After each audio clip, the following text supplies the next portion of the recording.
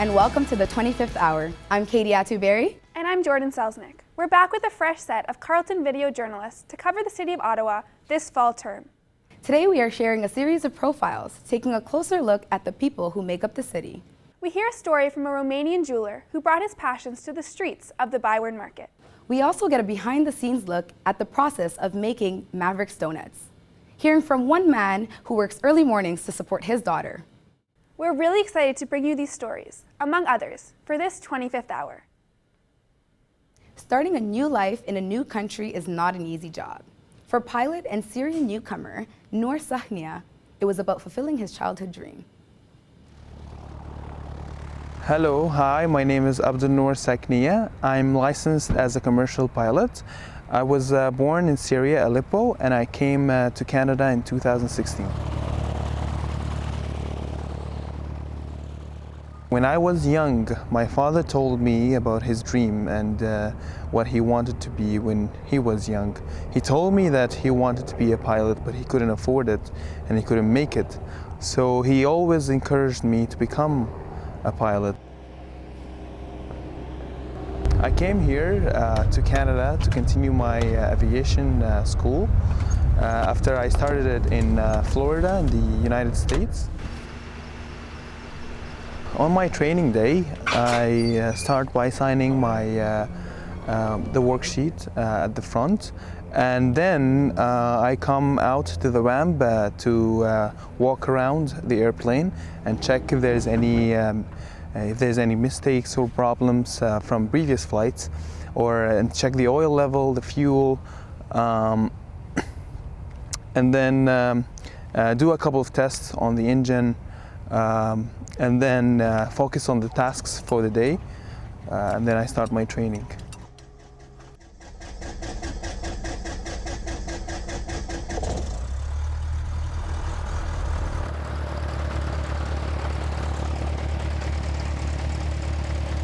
It's a feeling of freedom. It's a feeling, you can't really describe it when you're on the ground, when you're using your car or when you're walking. But it's really a feeling of freedom where nothing really can stop you.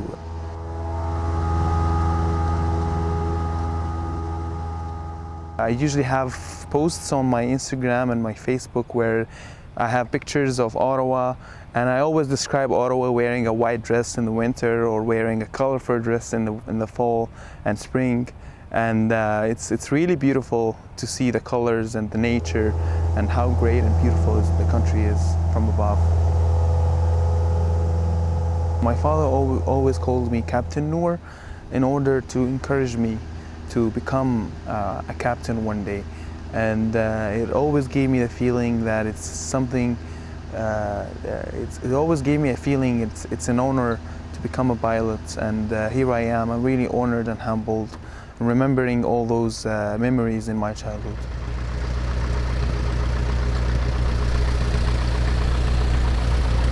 If one day I am in the captain's seat of an Airbus or a Boeing jet, I think I would be finally feeling that I'm fulfilling my father's dream and the dream of my family and the dream that I had since childhood. And at that moment I'll feel humbled and honored, truly. The clock strikes 4 before sunrise. Single father Brandon Kennedy heads out the door, ready for another day of baking. Okay, serious. I'm Brandon Kennedy. I've been working at Mavericks for a little over a year. This was my first pastry job. I was a chef for 17 years before that. I'm not really a sweets person normally, but this opportunity came up, so I took it. It was more to get out of the kitchen scene. I was a little burnt out. A lot of chefs, cooks go through that. It's literally a job that is never ever done. There's always something more that can be done. I've been a musician my whole life. 2 guys live in Toronto, I live in Ottawa, and the bass player lives in Pembroke. We're all childhood friends, pretty much grew up on the same street. Yeah, we've been playing together for, like, on and off for our whole lives. So it's really not that bad as an interruption, you know, we're all just like personally ready and we'll have a practice like the night before. And musicians and cooking kind of go hand in hand, because when you have to go away on tour and stuff like that, they'll always hire you back if you're good. You have to turn the donut fryer on because it takes like 45 minutes to heat up. Start mixing donuts. Put the dough in the hopper and it just goes along a little conveyor belt.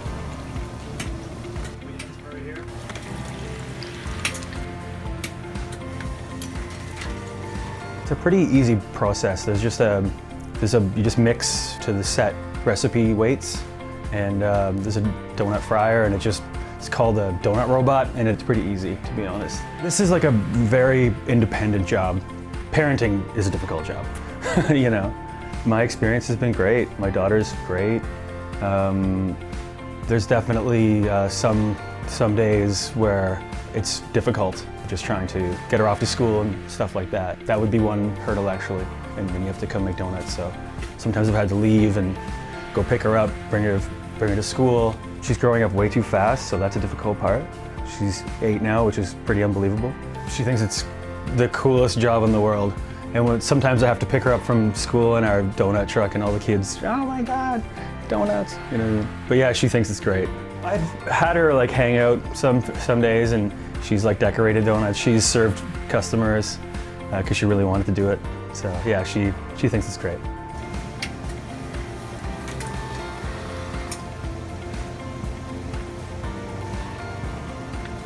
Nice ones.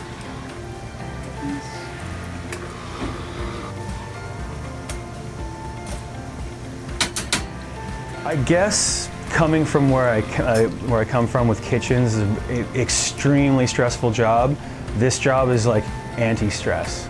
Like I said, it's just as long as things happen when they happen on a schedule here, things roll out pretty easily.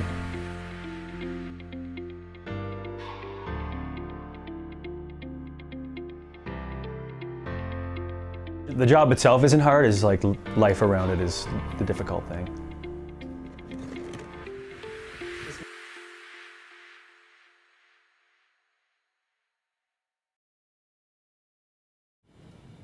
Gianpaolo is obsessed with fitness, so obsessed he's addicted. Gian shares his fitness journey with thousands on his Instagram.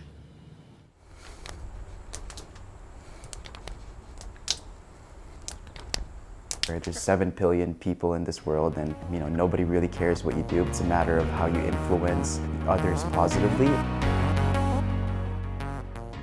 Hey, what's going on, guys? Welcome back to my channel. My name is Gianpaolo, and today we're going to be doing an upper body workout with the resistant band. And I'm going to link the entire workout on the description box below so you guys can go follow it on your own time. And without further ado, let's get to the video.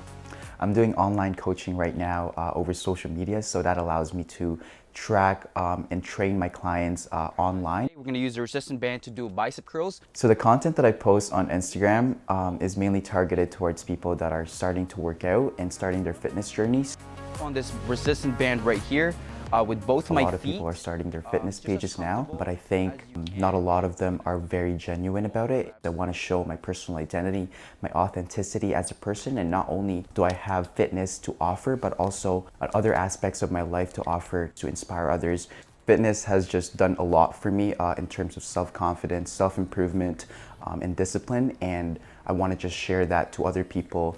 I want to inspire other people to work out, live better. Working out makes me feel empowered, disciplined, and motivated. I've gotten to a point where fitness has gotten addicting for me.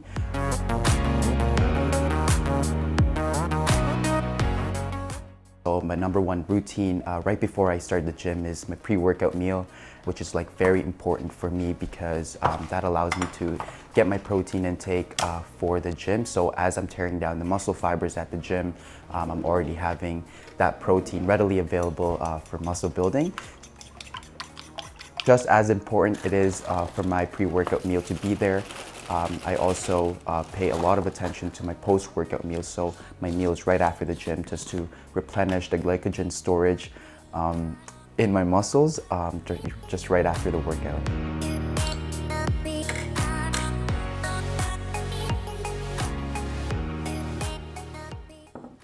Fitness represents my entire identity. Fitness is what makes me, and I'm very passionate about it. So that's why I got into training other people, is because I want to spread this positivity and the aspect of fitness. What I want to show mostly on my social media is how fitness make people feel, and I want to send this message to people that, you know, fitness will help you feel confident, help you feel good about yourself, improve your mental health, and allow you to have better discipline for other aspects of your life. That's the end of our workout for today, guys. Thank you so much for watching. If you liked the video, make sure you give it a thumbs up. Stay motivated, keep chasing those gains, and we'll see you guys. Balancing work and a social life is hard enough.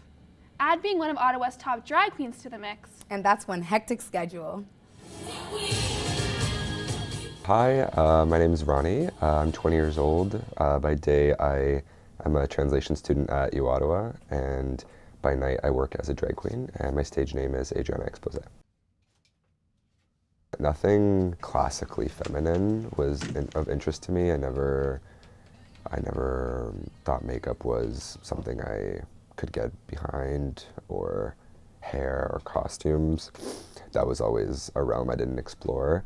Even now, I always say I only wear what I wear to do what I like to do. So it's almost like putting on your uniform. It took me about a full year before I was able to move on and do the things I always wanted to do. And now there's so many more show opportunities which are coming up. It's all on how the audience reacts. If you're able to pack the place with your friends, that's always great because you get a great reaction and we're gonna want you to come again. That's been my drive to really keep myself at a level that keeps me working. I have to be at the bar fully ready for 9:30. And I always do it in my head in 15-minute intervals so I don't freak out.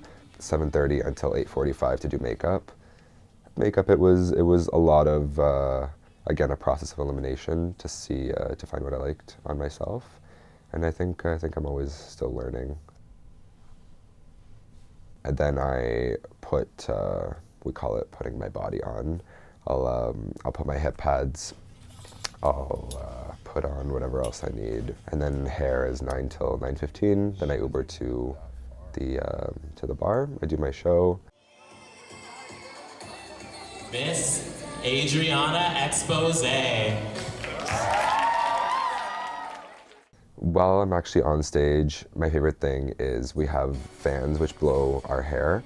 So even if you're just standing completely still, you still have the Beyonce effect. To me, in my head, for some reason, I still think of myself as a new queen. I think every queen for a long time has imposter feelings. So I definitely still, I'm still in that mindset of it could all be taken away just like that. You brought up winning Miss Capital Pride. There was a certain point when I said to myself, you know what, this is actually a real thing I'm doing, and not just a hobby and not just me goofing off. And with that, I think comes needing to represent yourself to the best of your ability. Do I think I'll go further with drag? It depends, because there's some days that I feel on top of the world with it and I know I can take it to great heights, but there's some days when I think of quitting, and there's some days when I wonder if it interferes in my life too much. But I think I'll stick with it, and hopefully it takes me somewhere I want to be. It's just the excitement. That's my favorite part. Is your heart's pumping. You actually feel that you care about what you're doing.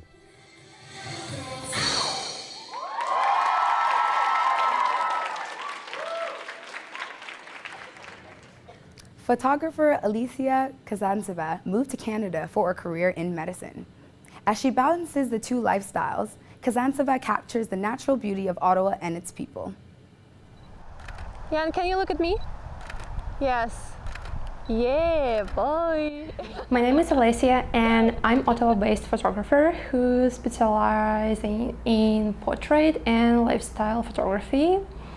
I'm doing this for 10 years already, and I'm pretty excited for more years coming. I moved to Canada 3 years ago, and now I'm developing photography here, trying new ways, but I was so curious about everything around me, especially people.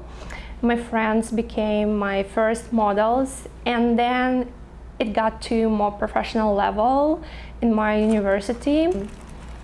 It seems so different to me comparing to Russia because Canada is more international place and more diverse. There are a lot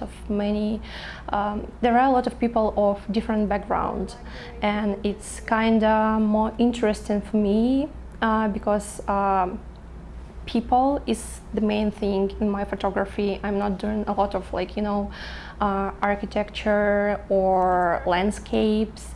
And because Canada is so diverse, it gives me much more opportunities here to meet new people, new faces. Yeah, so I'm enjoying it. Sometimes when I see picture, it's still on my mind.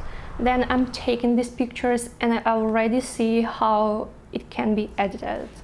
So I'm just transferring pictures to my computer, and now my priority is natural editing.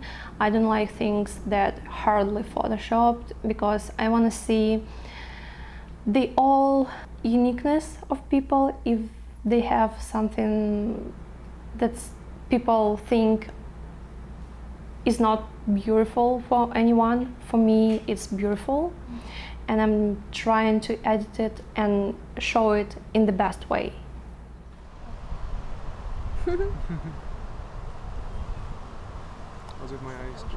No. I took several pictures. I love your toes here. And this guy, this picture, this one. Every person is so different and so unique.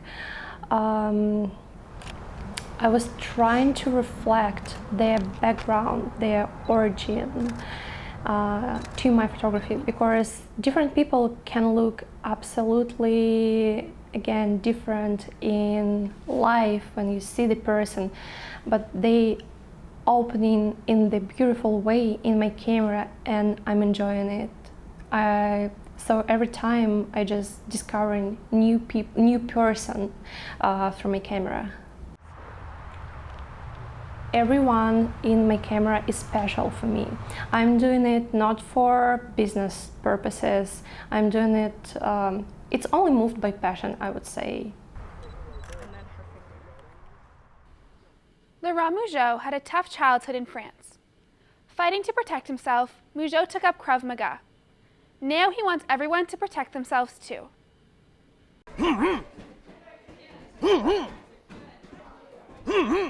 My name is Laurent Mougeot, and I'm the owner and head instructor at Krav Maga Ottawa. Okay, and back, and back. Krav Maga is a system of self-defense and combat. Has two components. One is to teach people how to defend themselves against any type of attack, any type of threats, get away from multiple violent confrontations. This is what Krav Maga is. I was doing traditional martial arts since I was 13 years old, from my hometown of Saint-Étienne in France. So I grew up in a place where violence is predominant, and there is, it's a kind of place where you don't go out at night. Side, one. One day, one of my karate instructors, who I'm still friends with today, he saw me coming back from school with a black eye and scraps, and he told me, listen, maybe you need something else than karate. And he had been traveling to Israel, and he discovered Krav Maga himself, and he's the one who introduced me to it. This is the way that people are using violence in the street, as opposed to like highly, it's a little bit fantasy when you see a lot of traditional martial arts and the way people come at you to kick you and punch you. That never happens in the street. So having had a lot of experience of real violence, there is nothing that comes as close to reality as Krav Maga does. Hard. Yes! No, you're talking. Fast kicks! What did you say to him? I had a young woman who took my course for 3 months here in Ottawa, and that was years ago. Then she wrote me a couple of months later, and she told me that she thinks Krav Maga may have saved her life. And then you can make them go down. Okay, let's try. She was on a this. bike, Every and time she I has say all go, her possessions I on say her, the key to her apartment, all her money was in her purse, and she noticed she was being followed by a man on a bike. And go! Not bad. She didn't even have time to think, and he passed her, jumped off the bike, and took an X-Acto knife, put it on her arm, grabbed her, and said, "Okay, give me your purse." So she very quickly pushed the knife away from herself. She hit him in the face as hard as she could, and she started to run. If you look at the news on Monday morning, there has been shootings, there have been stabbings all the time in the byward market. After, at night you have fights, you have shootings. Krav Maga is your insurance. You have to not be oblivious and think it's never gonna happen to you. Jewelry can tell a story, but what about the person who makes it? George Barbu started in Romania. Now, with a stand in the Byward Market, Barbu is sharing his stories with the people of Ottawa. For me, it's my life. When I make jewelry, it's my life. My name is George Barbu. I'm a silver and gold smith. I make silver jewelry and gold jewelry. And all it's handmade. I work on the metal, directly on the metal, or carving wax and custom. Here against the wall, I have the rubble molds, what I made a part of them, and I have drawers full of them. It's over 25,000 rubble molds what I made over the years since I've been here in Canada.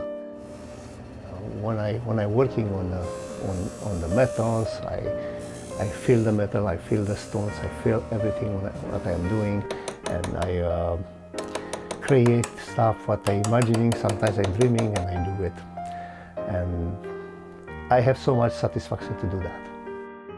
My favorite part is to set the stones. I love to set the stones. This is something what the product is almost finished. I set the stones, it's a lot brighter. And other part, it's when I create them. When I do the carving, put everything together to get some masterpieces, some new designs where they don't exist. I came to Canada in 1990 because in my old country I couldn't have my own business. The feeling was really sad, I can say, because you couldn't have what you like to have. So it was like pretty hard for me. So I decided to move in another country where there's more freedom, and that's my decision. And I took it, and I came to Canada, and I love it.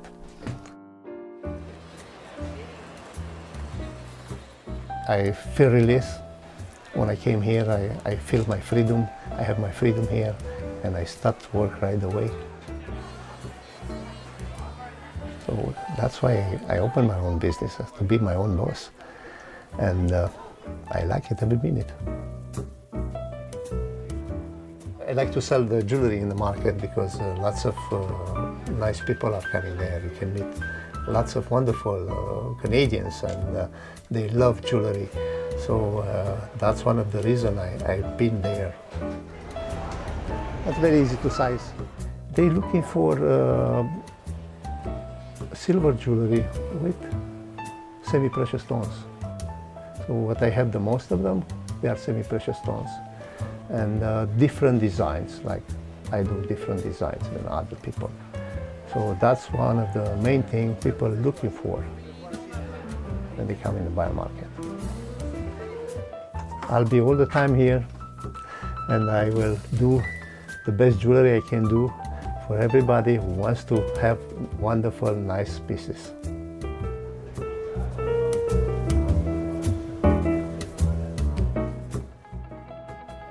That's all for today. Thank you for watching. I'm Jordan Salznick. And I'm Katie Atuberry. We'll see you at the end of next month for our next show.